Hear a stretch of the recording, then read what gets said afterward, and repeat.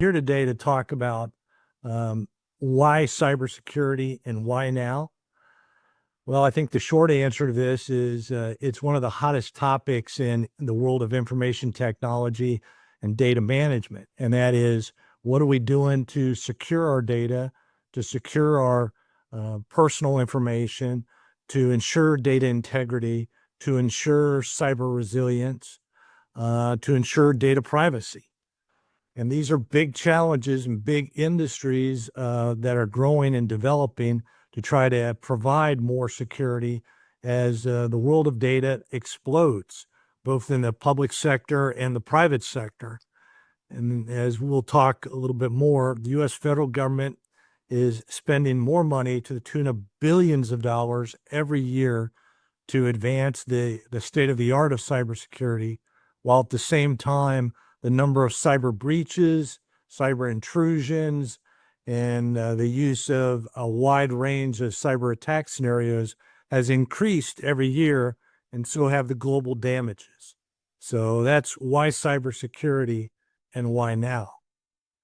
So I thought it'd be fun today to key up with you a number of topics. So I like to start with a little cyber IQ quiz just to test your knowledge of cybersecurity. And then I thought it'd be appropriate to spend a little time talking about what I see as some of the global cyber top 10 trends. And then to share some cybersecurity leadership challenges, the kinds of challenges that, well, I talk with CIOs, CISOs, CTOs from government agencies, if not every day, certainly every week. And I've been doing that for the past 5+ years in the public sector. And prior to that, as a global CISO at BDO International, I was supporting 90,000 plus employees in providing that cybersecurity in 145 countries around the world for the 5th largest accounting and auditing firm. And so I've got a lot of personal experience for having played this role in both the public and private sectors and providing a lot of support services to the senior leadership of government. So I want to share some of those kinds of insights in terms of leadership challenges, and then talk about what are some best practices, what do I see government agencies at the federal, state, and local level doing, trying to do, as well as some of the best practices from the private sector. And then in time remaining, have the opportunity for some open Q&A. So if that sounds good, we'll move forward then. So 10 questions on this little cyber IQ quiz that I thought might be fun. So first question, if you're able to see my chart, is how much was the global damages from cybercrime in 2023? And this is calendar year 2023. And so I'll tell you, it's a big number. So think about it for a second. And the answer is, well, about $8 trillion, according to Cybersecurity Ventures. And of course, the largest part of that damage was the theft of intellectual property. Obviously, ransomware, the theft of cryptocurrency, cyber fraud. There's a lot of different forms of cybercrime. But what's really scary is how much is expected to grow year over year. It's expected by the end of 2024, which we're rapidly approaching, to be $9.5 trillion in annual global damages. And by the end of 2025, to be over 10.5 trillion. Now, I just want to put that all in context for people. If you took the largest countries in the world and looked at their gross domestic product, there's only 2 countries in the world that have a larger gross domestic product than what the collective cyber damages are amounting to. And that's the United States of America and the People's Republic of China, right? So just to get an idea of the impact that cybercrime is having upon our world economy. Next question. What percentage of cyber crimes are typically reported to law enforcement worldwide?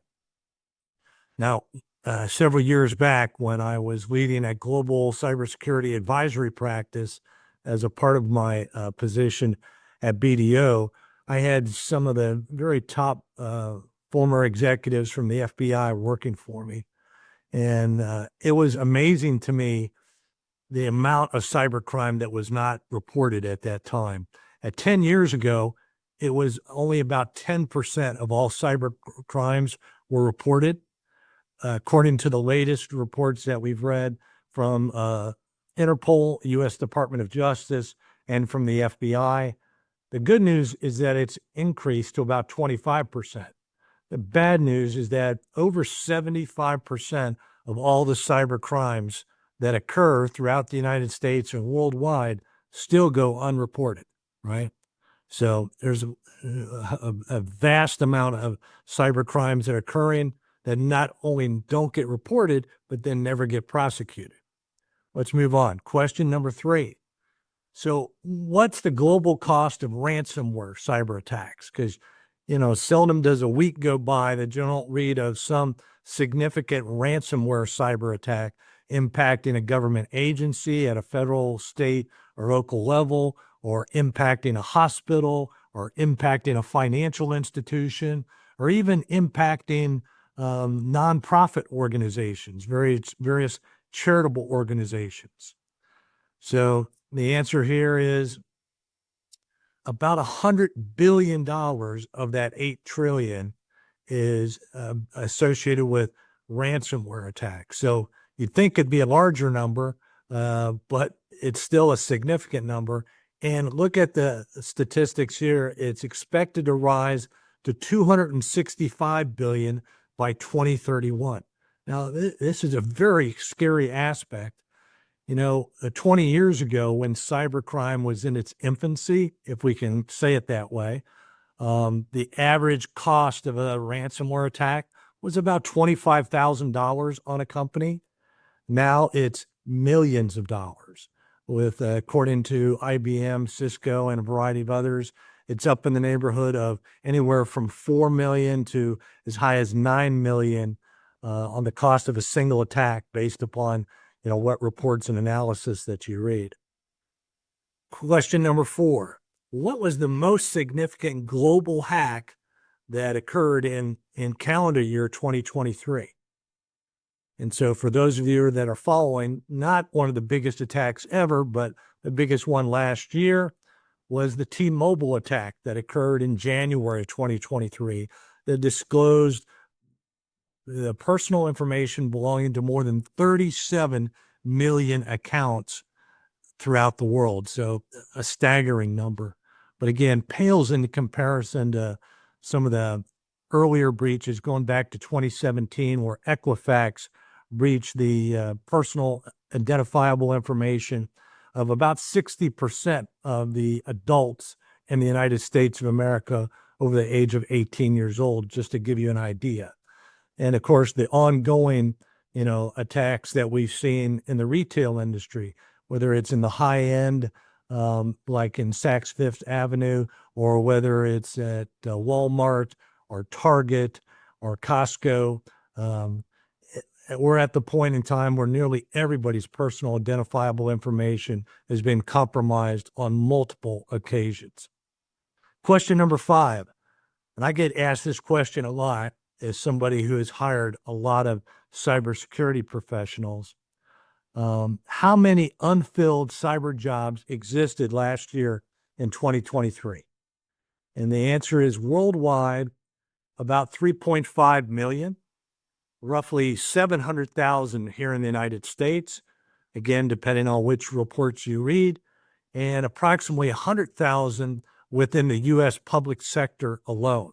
And that means jobs that are available for cybersecurity professionals in federal government agencies, as well as state and local government agencies. And so here's the good news. If you're interested in expanding your knowledge in education, training, and certifications into cybersecurity, then there is zero unemployment for people with those skill sets, right? And especially if you can combine that with some formal education at a quality university like George Mason University, and then add on the appropriate professional certifications and or government security clearances, wow, then your opportunities to get employed go up significantly. Tremendous opportunities. And oh, by the way, the latest survey that I read showed that the average U.S. cybersecurity position was paying over $105,000 a year. So these are good paying jobs. Question number 6. What's the annual spending on cybersecurity products and services around the world? Now, take a moment and think about this.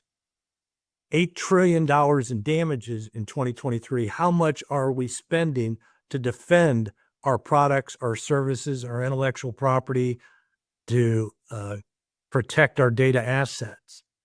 The answer is about $200 billion globally and roughly $22 billion of the federal government's money.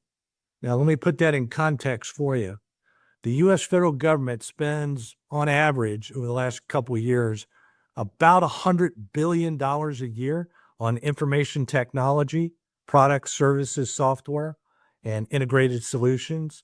And they're spending roughly $22 billion of that on enhancing their cybersecurity and their cyber resilience. So it's a very significant amount. Question number 7. In 2023, what were the top 3 most cyber attack countries in the world? This is not where you want to be, number 1, by the way. But unfortunately, we are. The number 1 most attacked country in the world, and by an extensive margin, is the United States of America. Microsoft's Global Defense Report, which they've been tracking this for several years now, every year has had the U.S. between anywhere from 40% to as high as 49% of all the cyber intrusion attempts in the world targeted against the U.S. And in 2024, and again, this is the report for the period of 2023, the United Kingdom was number 2 at 14%, and Ukraine was at 11%. I will note that a couple of years ago, when Russia originally attacked Ukraine and did their incursion, that Ukraine was actually number 2 at about 19%. And that's more at the start of the incursion and war by Russia into Ukraine. That has reduced, but still quite significant a number of attacks that they're facing. And again, most of those are coming from Russia in the case of Ukraine. All right, let's move on. Question number 8. What are the 10 most cyber-attacked U.S. industries over the past 5 years? And so this I found intriguing to make note of. The top 5 have almost rotated pretty regularly every year for the past 5 years between financial services, healthcare, government, manufacturing, and technology. Last year, it was technology. The year before that, it was government. The year before that, it was healthcare. The year before that, it was financial services. So it keeps rotating around these different sectors of our overall industry. And why? Because this is where the money is. This is where the most valuable data is. And a lot of people don't recognize just how valuable the individual's healthcare information is for purposes of cyber fraud, for purposes of cyber extortion.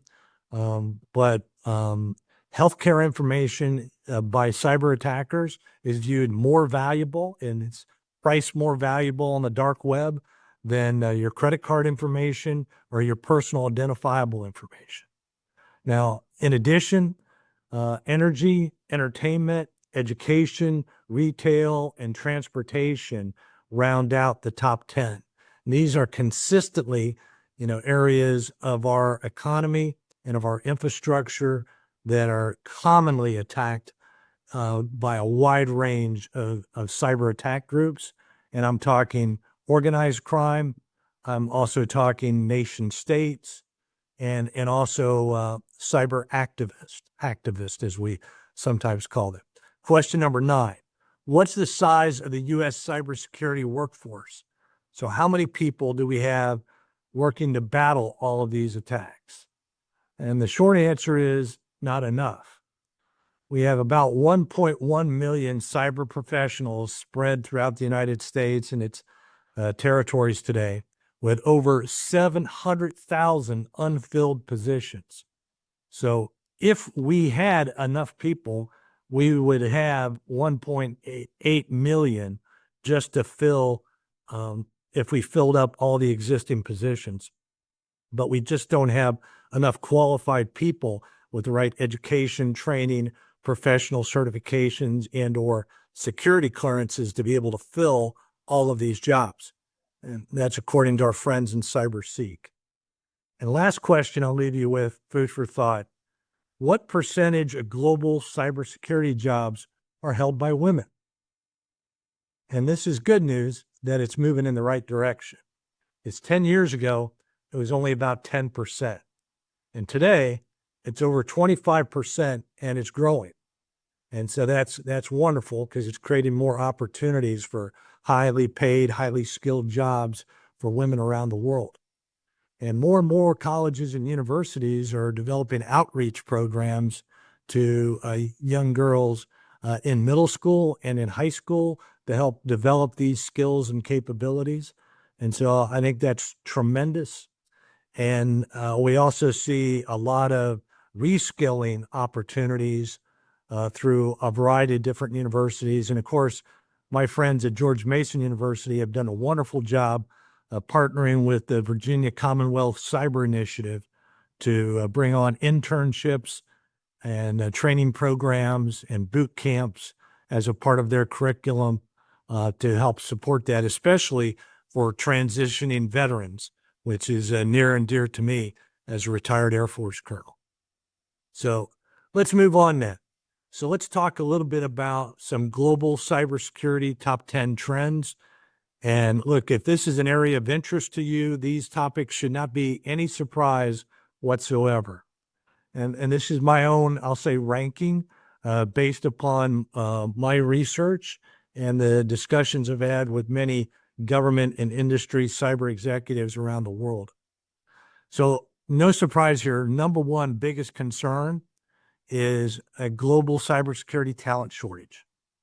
And so a lot of what people are trying to do ties to number two, and that's the rise of artificial intelligence, trying to bring more AI, ML, more automation into the world of cybersecurity so that the data can be analyzed faster, mitigations can accomplish more quickly, and when they are based upon known attack tactics, techniques, and procedures, or as we call them TTPs, to have automated response capabilities so we can deal with those attacks very, very quickly and very cost effectively.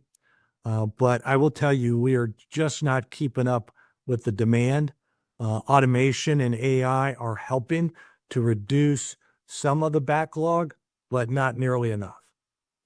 The third item that I mentioned here is the implementation of zero trust architecture. Some of you have followed the executive order that was put out by the Biden administration on May 12th of 2021.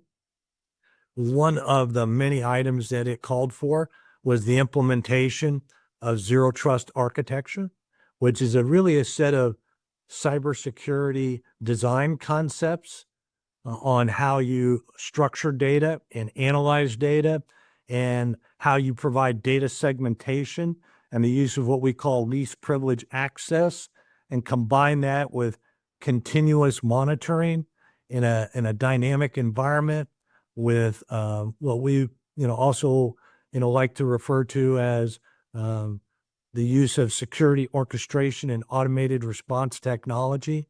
All of those are a part of the zero trust architecture, where you're isolating data, creating it behind multiple internal firewalls, often referred to as micro perimeters, and then creating what we like to call segmentation gateways to allow you to go from where you are to the data that you would like to access that you have proper authorization for. So this is an ongoing challenge for government agencies because, quite candidly, it's not how their security has been structured in the past. They've relied upon perimeter-based security. And so moving to a zero trust architecture requires really significant digital transformations for government agencies as well as commercial companies and significant investments.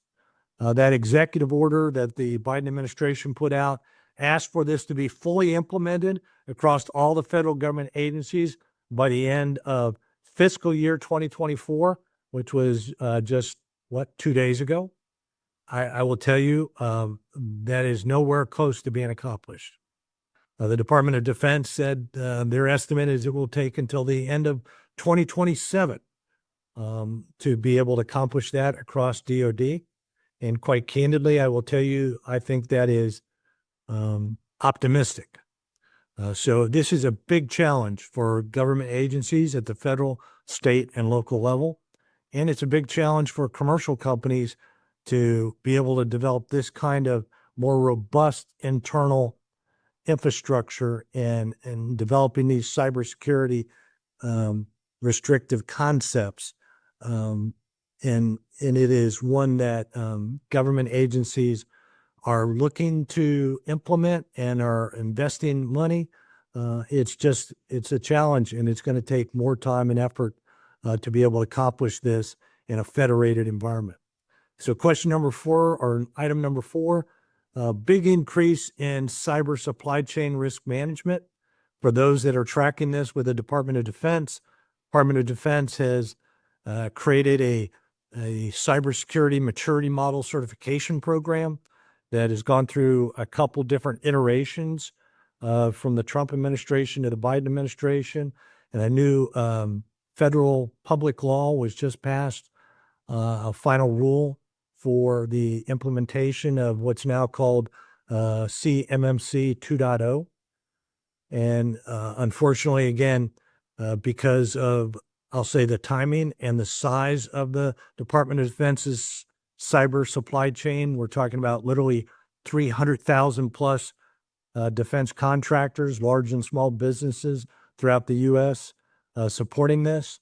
It's going to be sometime in 2026 and later before these get contractually implemented across the DoD supply chain. So big challenges there. As a result of government agencies' focus on cybersecurity and large businesses spending a lot of time and money enhancing their cybersecurity skills and capabilities, what do we see? We see more cyber attacks than ever before on small to mid-sized businesses because they're easier attack targets.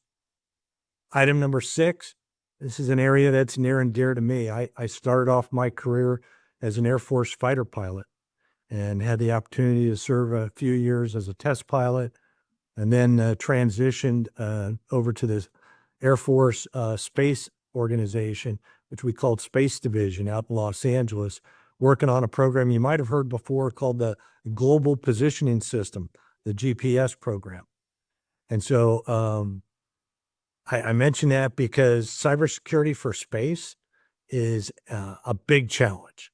And space industry, our space systems industry, which is spread across the United States, impacts communication, navigation, entertainment industries. So much relies on satellite-based communications, navigation, positioning, and now even entertainment industries that are space-based programs.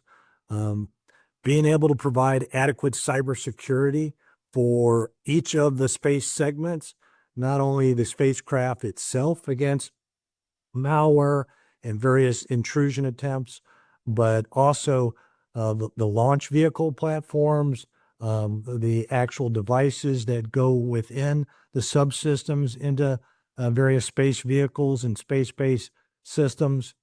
So all of these are under attack today, and a lot of it is by the big four, and that's the nation states, China, Russia, Iran, and North Korea.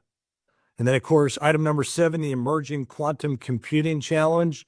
as quantum computers are growing in capabilities and in numbers and capacity, there's a significant concern about the NSA, by the NSA, to ensure that we have quantum resistant algorithms, quantum resistant technology to avoid the de-encryption of all of our encrypted data through the implementation of quantum computing. So that's a real and significant emerging attack vector, right?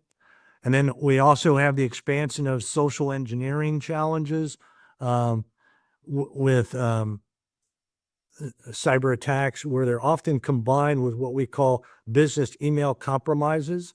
So they'll combine phone calls and emails with integrated cyber attacks, and sometimes even with physical meetings, personal contacts as well. So the cyber attackers are becoming more sophisticated, and they're leveraging all kinds of physical and social engineering as a part of their cyber attack scenarios to get people to buy in to, whether it's click on a website or it's open a various a PDF package. There's just so much embedded malware today. It's very concerning. Item number 9, the tremendous growth of IoT devices. Almost everybody today has got a Ring doorbell or some kind of wireless access to their doors, their locks, their garage doors, the various electronic devices. So many of them are internet connected. And, it's a tremendous convenience, and I certainly understand it. But I tell you, I don't do it myself because I know most of those IoT devices have little to no security. I have hacked as a part of experiments, right? Various IoT devices like Ring doorbells and other IoT-based devices in a matter of seconds, minutes, if I'm moving slow with the available software that's out there today. So, and then likewise, the growth of cybersecurity concerns for critical infrastructure industries and their operational technology, whether it's in the energy sector, water, power, all of these aspects of our infrastructure, which are so critical to the nation, are under attack. And most of those attacks focusing on critical infrastructure industry are coming from nation states. And so they're very sophisticated. And then, of course, the overall focus on cyber resiliency, the importance of the continuity of operations. And so I think this item I reflected as number 10. I think over the next several years, you'll see a lot more emphasis and focus on what organizations can do to ensure backup systems, continuity of operations, and ongoing cyber resiliency in a world of cyber compromise. So, okay. So let me speed up my pace and talk just a little bit about what I see are the challenges, and then I'll go to some recommended best practices, and I'll allow some time for some Q&A here. So I've talked over and over again about the global shortage on cybersecurity talent. That is the biggest single weakness that we have today. Not enough people educated, trained.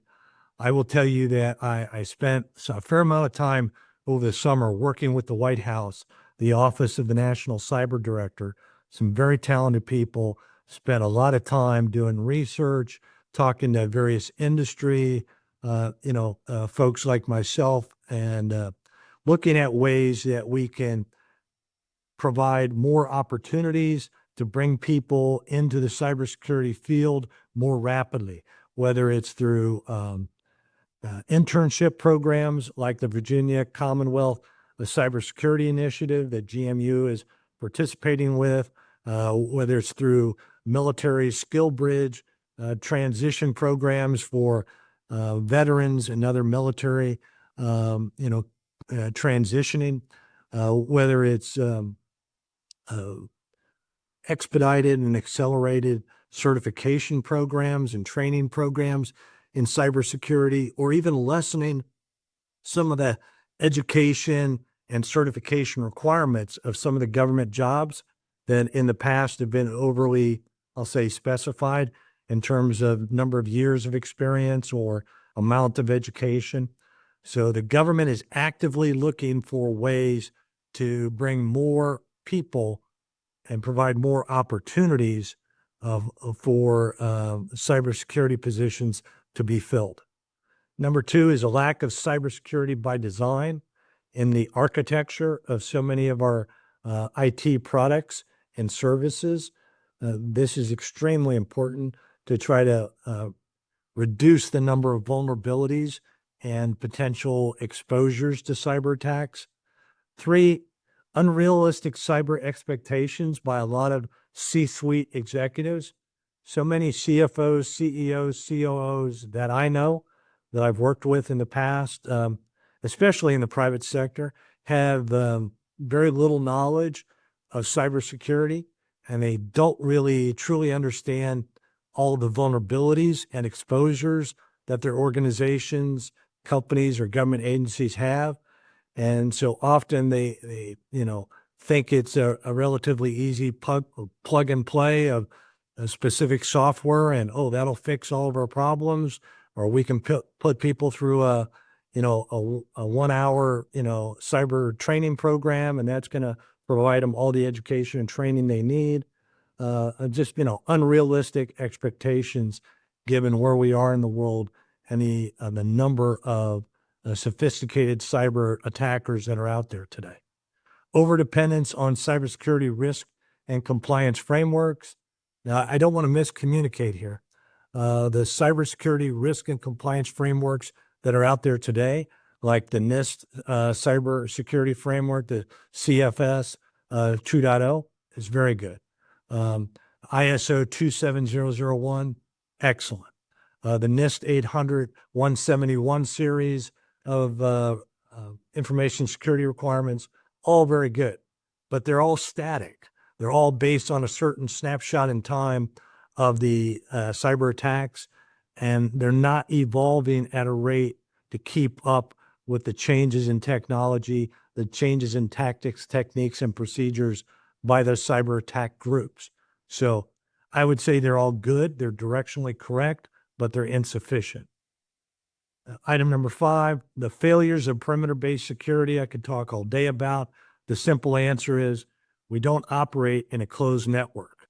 And so perimeter-based security doesn't work because you got people accessing from so many different mobile devices, remotely, so many different ways, and leveraging cloud-based assets and cloud-based applications and cloud-based infrastructure, that all of that creates more potential vulnerabilities from the cyber attacks. And items 6 through 10, as a result of all of those mobile devices and all the different clouds and the IT environment for nearly every government agency today is a hybrid multi-cloud infrastructure, which is like a giant patchwork quilt of hardware, software, and services.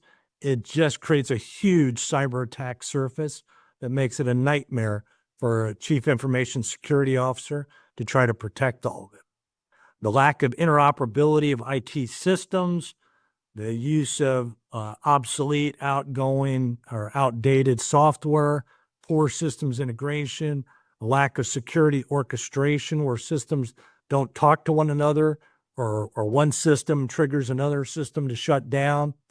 I mean, an example of that is what we saw happen with CrowdStrike when they were loading up a new system patch, and how it impacted negatively Microsoft Office 365 around the world in multiple industries, right? Lack of focus on threat-based cybersecurity is a huge challenge. Compliance-based cybersecurity is good, but not sufficient. You've got to understand the threat, and you've got to adopt and implement a security posture that is related to the threat that you're facing. Number 9, lack of human-centered cyber education, training, and simulations. I can tell you, as somebody who's built security operations centers, has designed them, has managed them, has helped operate them, this is challenging work. And today, The security analysts that work in these security operations centers, they're often overloaded. Multiple systems, multiple monitors, multiple platforms, trying to separate the wheat from the chaff, trying to figure out where to spend their time, what to analyze, because there's so many alerts, there's so many concerns.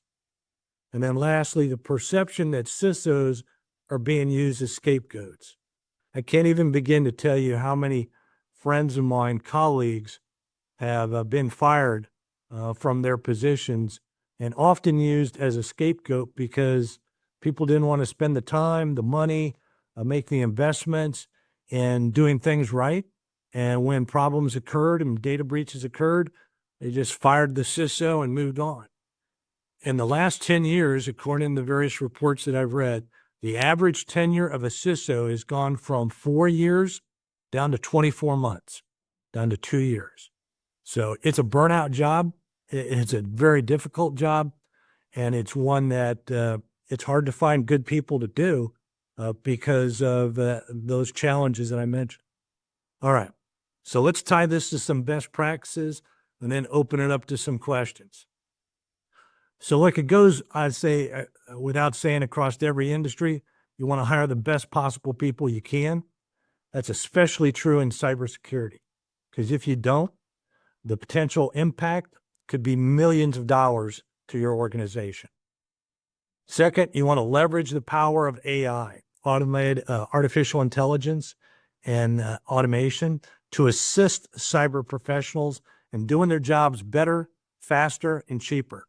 And I can tell you that pretty much every time I talk to a CIO or a CISO or a CTO, they ask me the question, Greg, what can you do to help us to leverage AI and ML tools to do things better, faster, cheaper? And that's, top of mind. Obtaining executive commitment and funding for adopting threat-based cybersecurity, going away from the old perimeter security, and then implementing zero trust architecture. These are proven best practices, but I will tell you, they take a while to implement on an enterprise level, especially for very large organizations. As I mentioned earlier, the importance of enhanced cybersecurity via quantum data encryption technology, and then move into quantum resistant algorithms and using quantum resistant technology methods like quantum key distribution and other various different techniques. Integrating biometric authentication like fingerprint identification, facial recognition, voice recognition, as well as, more advanced passwords, as well as, I'll say, random, code generators or number generators, various other encrypted keys that people use for authentication methods. Applying advanced data analytics to accelerate the speed of cybersecurity actions. It's a lot of software that's been developed over the last several years. A lot of leading companies like Palo Alto Networks and Cisco and a host of others to bring more advanced data analytics to bear. The use of cloud-based internet isolation is one that more and more organizations are using. If you haven't checked this out, you certainly should. One of the leading providers of this is a company called Menlo Security. It's been adopted by the Defense Information Systems Agency and others. I will tell you that more and more are looking at applications from a variety of different companies in this space to basically isolate all of the relationship and connections to the internet, as well as to isolate and to replicate and scan any applications so that you're not bringing in potentially the malware that's embedded in so many internet-based sites all around the world. Another one that's extremely important, especially if you work in the federal IT industry, because candidly, the weakest link is the human element, right? And it's extremely important if you're a big, important IT company working with a lot of classified information or controlled, unclassified information, CUI, as the government likes to call it, that you have a insider threat program. that includes a holistic way. And I mean by education and training of employees of what to look for, understanding there's a need to provide network detection and response capabilities and monitoring of the use of computer programs and access to data, implementing least privilege access programs, being able to have, I'll say tips and reporting of suspected violations of insider threat programs, and being able to conduct, I'll say, real-time investigations. All of that is a part of ongoing cybersecurity. And then one of the biggest and weakest links today, as I mentioned and alluded to earlier, is the supply chain. And so many of the weak links are the small to mid-sized companies that are providing critical hardware, software, and professional services to government agencies and commercial companies around the world. But often they haven't invested in, I'll say, appropriate cybersecurity measures. And so they can often be the weak link in which malware and other viruses and embedded malicious cyber capabilities can be embedded and then shared and then spread throughout the supply chain through portals and other access points. So these are the kinds of things that are out there today. There's a company named Whitehawk that is one of the top providers in this space. You can read more about all of this and the white paper that I've written and made available on both the GMU website as well as on our REI website. So I've hoped I've piqued your interest a little bit today as a part of Cybersecurity Awareness Month. And JP, I'd be happy to take any questions or comments that folks might have.